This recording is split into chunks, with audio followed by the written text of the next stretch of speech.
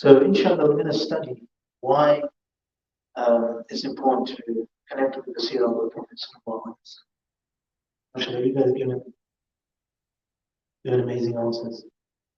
From the sheet, well, the first and foremost reason to study this is because the Quran tells us to. So within the Quran, more than 50 times we have commands to follow the Prophet sallallahu alaihi wasallam, either to follow the way that he behaves or to follow what he tells us to do. So the only way we can do that is if we're aware of the way he lived, like what kind of life he lived, and how he behaved, and what kind of person he was. And this is like the first reason that it's the obligation to be able to understand Islam. We have to study the life of the Prophet sallallahu alaihi wasallam. And this is something which, this is always our first reason. There's so many more like which we have, but the first reason is because Allah has told us to. We have to get close to Him because Allah has told us to. The first reason I put there is it helps us understand the Quran. So every verse of the Quran was revealed during the time the Prophet sallallahu alaihi wasallam was a messenger. How long was that? What happened at age 40? Revelation. Revelation is synonymized with what you said. What you said? You got Nubuwwah. So it's the same thing. Yeah? So for the period that the Quran was being revealed, that's the same period that he was messaged. So the Quran was revealed throughout this period, and verses came for particular incidents which were happening in this. So how many years was it then? It was 40 when he became a messenger. And he passed away at the age of 23. Oh, so the answer is 23. Jumping it up. Okay, so 23 years he was a messenger. So 23 years we had Quran coming down. And to understand it properly, you have to be actually aware of the story, of the context of what was actually going on in the life of the Prophet sallallahu alaihi wasallam. The second thing is it creates love for the Prophet sallallahu alaihi wasallam. It's like a sign of love, really. That's not what we turned up.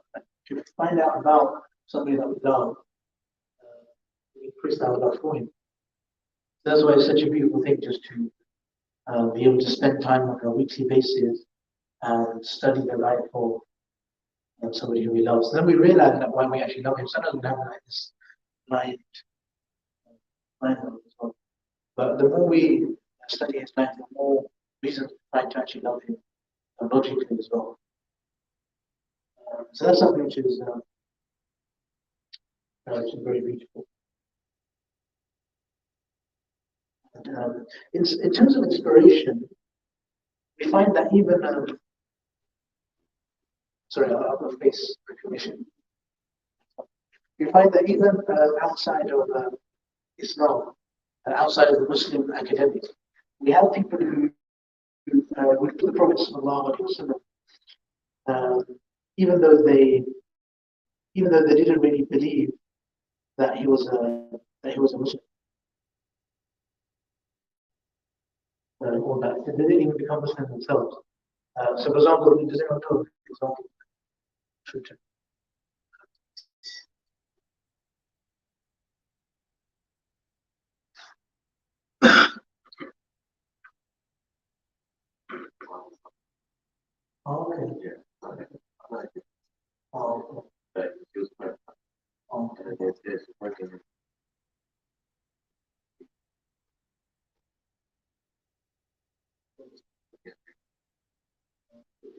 Yeah, so some people have written like studies on Islam and things like Seerah itself. Some people have actually like written a book rating people. So the origin of the book wasn't really to do with Islam. It wasn't like a study of Islam. It was just general people. They were most who had the most effect on the world. So Michael Hart, he wrote a book called The 100, a ranking of the most influential people edition. That's quite famous. This is like a common example. And then the first person was the Prophet sallallahu alaihi wasallam. So the Prophet Muhammad came first in his book of who he thought was the most influential. So in terms of influence, the Prophet sallallahu alaihi wasallam, even had that respect amongst non-Muslims.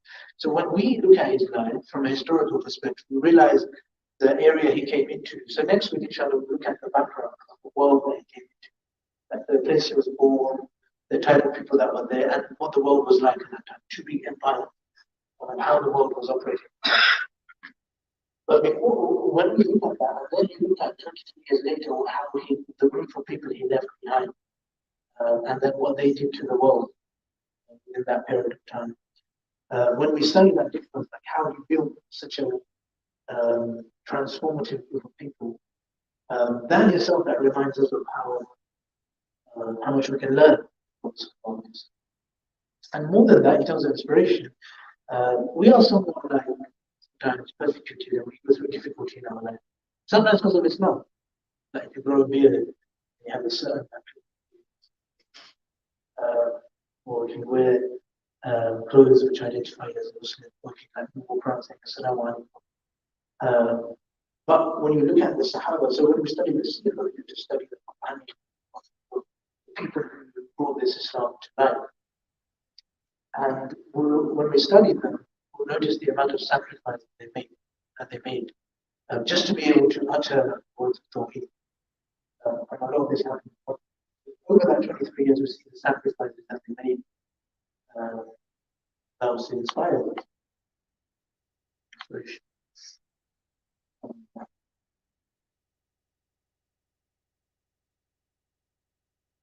But also, even from the narrations of the Prophet ﷺ, we get examples of why it's rewarding to have love for the Prophet.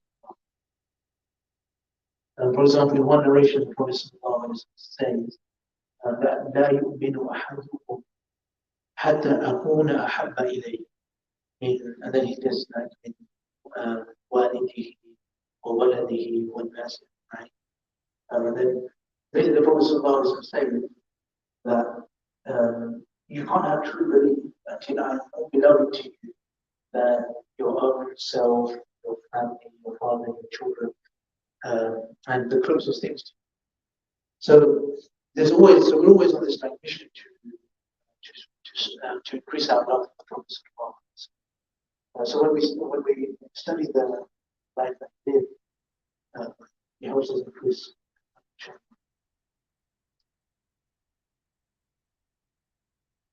Is there enough reasons? Has everyone got some good reasons for studying the Seerah of the Prophet? Is there any reasons we missed? No. Okay, inspiration is good, but also it raises our iman as well. Like not just some temporary motivation, but increases your faith in your religion, like in Islam. So you see the kind of people the Prophet came to and how he changed them. And then even when the Prophet got power, he didn't behave like the kings used to behave in that time. So the primary thing for him always was kind of the solidification of Islam to pass on the message. So that's the first thing I wanted to look at. The second thing is not on the screen, which is what I just kind of wanted to go through from now until Al-Hajj. If we have a session every Wednesday, what we kind of go through until before we do that. So we aim to finish the life of the Prophet before he was 14 to 14 years old, so 1 to 14. Obviously, in that you have today's session about why studying Seerah. Also, you have important things like the background of the world at that time, because we don't know what the world was like. So, because the world was very different, in order to understand the achievement, it's important to understand what the world is like at that time.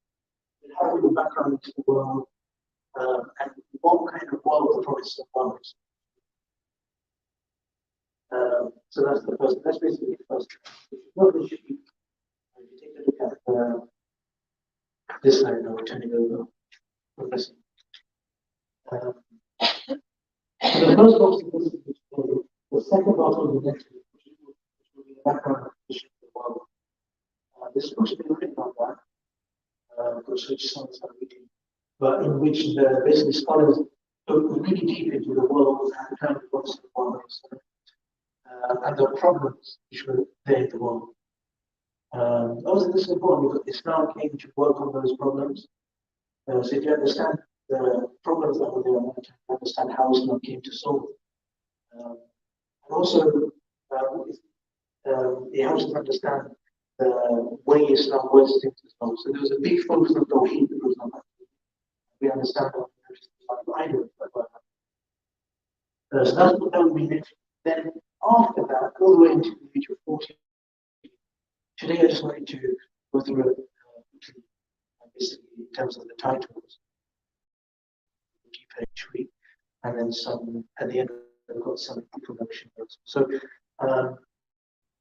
in the third week it will be the background of the Prophet ﷺ, kind of a background to do with the Prophet himself, so his family lineage, his grandfather, some of the incidents which I know about his grandfather, what was famous about him, and then his dad, his mom, and the incident which took place in the year that the Prophet was born. And then also that the Prophet's father passed. So that's just to do with the Prophet After that is then the Prophet is born. So when he's born, what happens? He's born, what kind of birth does he have?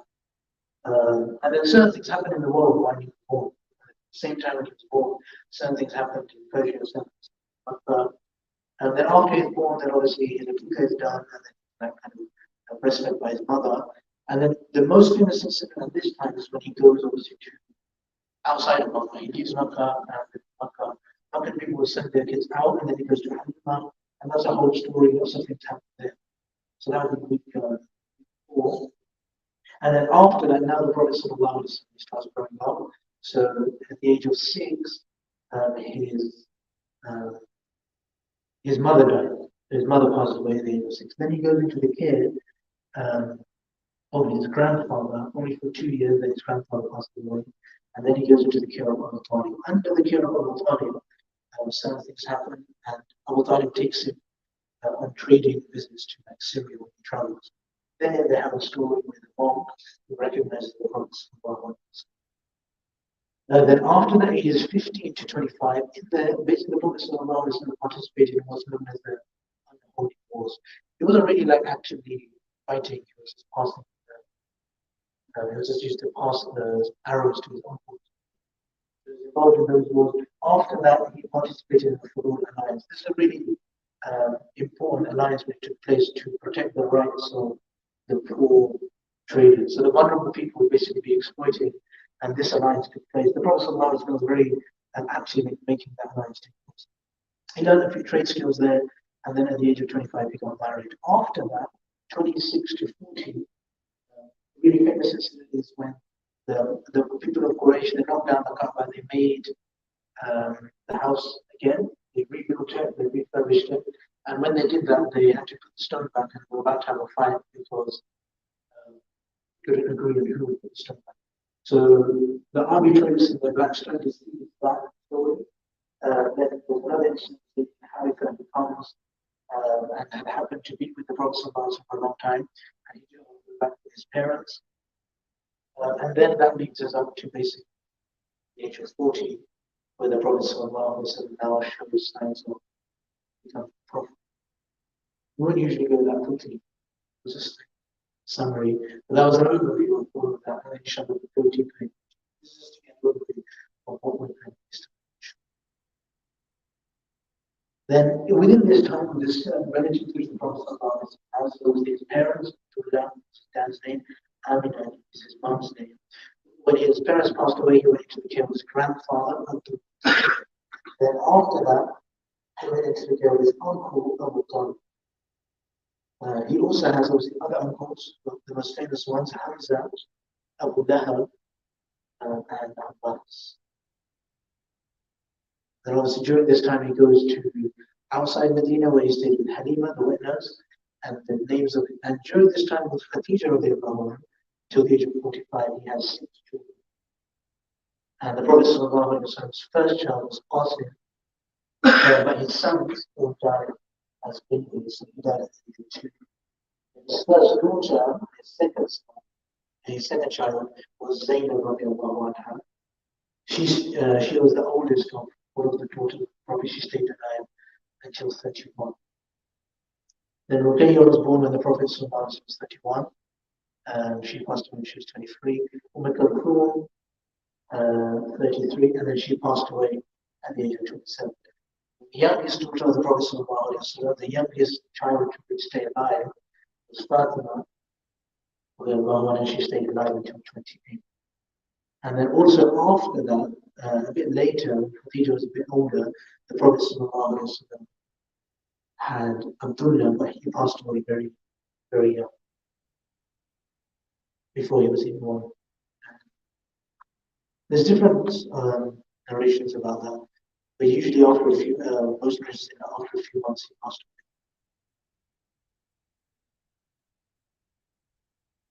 away. Okay, that's basically an overview. We'll go deep on all of those. Is there any questions?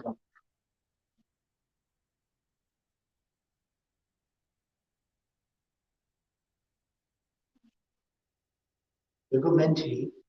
Question. Or you need to become the players. So yeah, so it's the same thing, the same kind of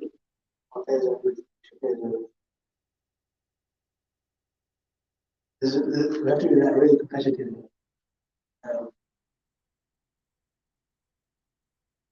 So, check for the quiz.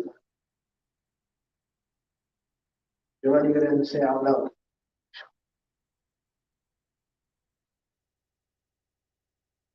The run of 8, 1, 2, 3, 4, 5, 6, 7, 8. Yeah, that's 8. So all of us are ready. Oh, from Hassan, I know. Does it not really hurt? Not really hurt.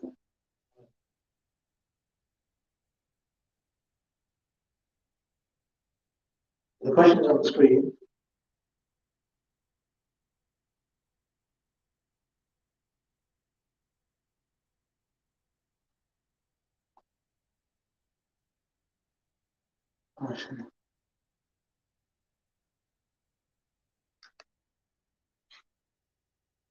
Ah, yes.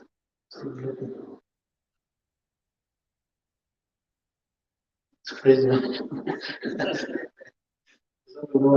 Oh, so you put your right name. Who's Aslam?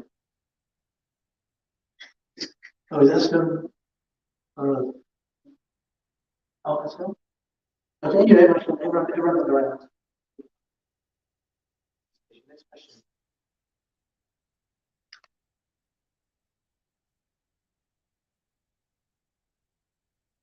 Sure.